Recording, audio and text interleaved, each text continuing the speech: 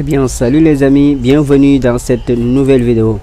Cette fois-ci, nous allons essayer de faire une petite activité au niveau des pointeurs. Voilà, je rappelle que nous avons déjà appris comment déclarer un pointeur, comment lui appliquer comment lui donner une valeur, c'est-à-dire comment faire des allocations dynamiques de mémoire. Voilà, dans cette vidéo, nous allons essayer de faire une petite activité, c'est-à-dire de vous montrer que tout ce que vous pouvez faire avec les variables simples, vous pouvez le faire avec les pointeurs. En général, qu'est-ce qu'on fait avec les variables simples? On fait des opérations d'addition, de soustraction, de division, l'incrémentation, la décrémentation, tout ça là, vous pouvez le faire avec les pointeurs. D'accord. Maintenant, nous allons essayer de partir sur une petite activité. Déjà, on va partir sur les variables simples, comme vous l'avez connu. On va déclarer trois variables int nombre int nombre 1 virgule nombre 2 et somme. D'accord.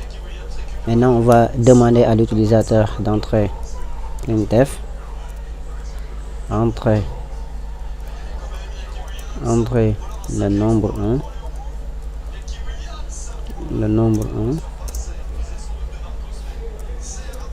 et on va scanner ça, scanf pourcentage d virgule et commercial nombre 1. D'accord. On recopie ceci, copier coller pour le deuxième nombre. Entrer le nombre 2, ensuite scanf nombre 2. D'accord. Maintenant, on va calculer la somme. Pour calculer la somme, vous faites somme égale nombre 1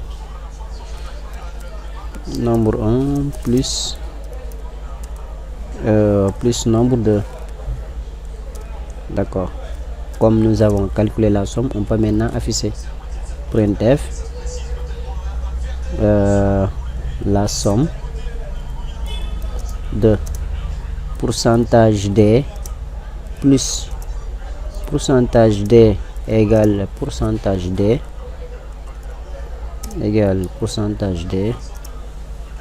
virgule nombre 1.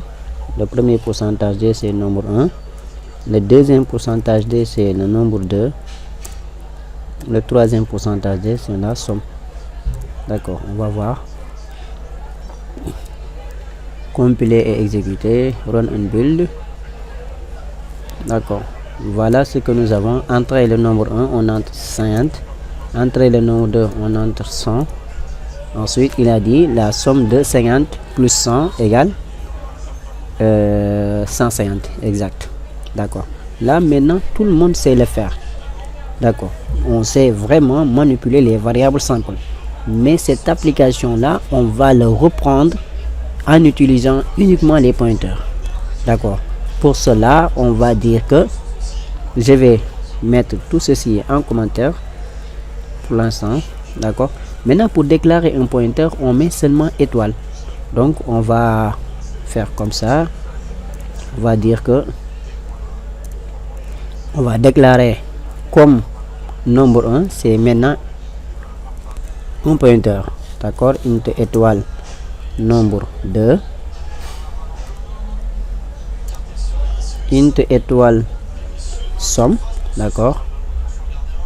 Donc maintenant, j'ai ici cette déclaration là veut dire tout simplement on va réserver un espace mémoire capable de stocker une adresse, et que c'est-à-dire l'information sera de type entier, c'est-à-dire on a un pointeur d'entier. Il est important de préciser le type. Le type est important pour deux raisons. Déjà, il va permettre de savoir la taille qu'il faut allouer. Ensuite, il va nous permettre aussi de définir, de connaître la nature de l'information. Donc, nous, on a des pointeurs d'entier. D'accord. Maintenant, ici, pour pouvoir utiliser nombre 1, nombre 2, somme, il faut qu'on a une adresse. Et cette adresse-là, on aura dynamiquement. Donc, on va dire nombre 1 égale malloc. On utilise la fonction malloc size of, et là on précise le type. C'est un int parce qu'on a un pointeur d'entier. D'accord. Maintenant on reprend ceci. On reprend tout ceci. Là c'est le nombre de. Ensuite ça c'est la somme. D'accord. Maintenant on a alloué dynamiquement nombre 1, nombre 2 et somme. Maintenant on peut utiliser nombre 1, nombre 2 et la somme. D'accord. Maintenant ici, qu'est-ce que nous allons faire? On va décommenter ici. On a demandé à l'utilisateur d'entrer le nombre 1.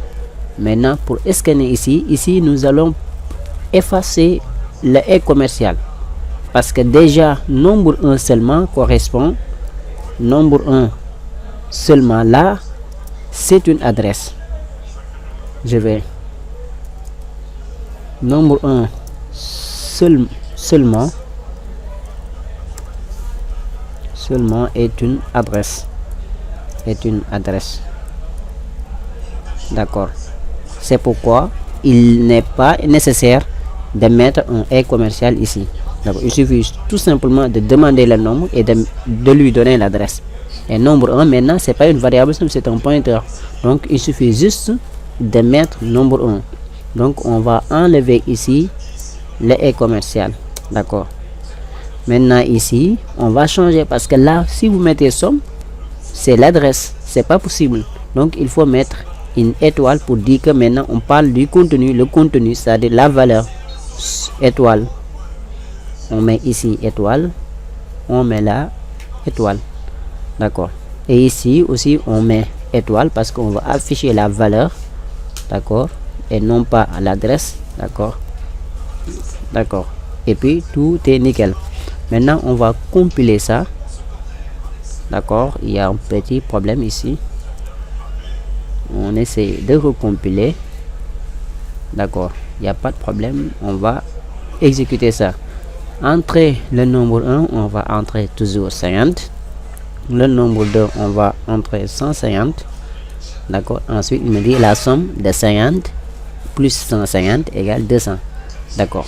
Comment vous voyez? Donc tout ce que vous pouvez faire avec les pointeurs, avec les variables simples, vous pouvez le faire avec les pointeurs.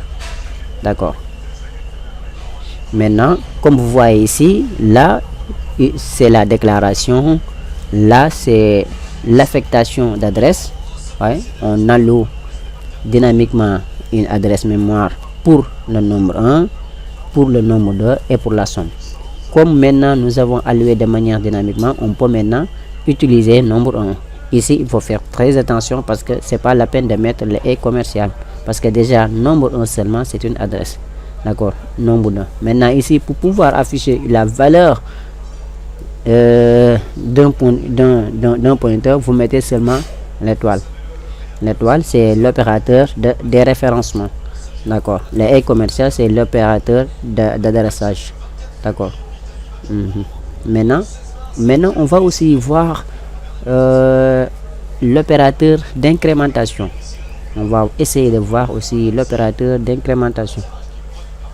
Pour cela je vais mettre tout ceci en commentaire. Maintenant pour faire l'opération de décrémentation, par exemple on a somme. Par exemple on a somme, ou bien je vais venir ici. D'accord. Maintenant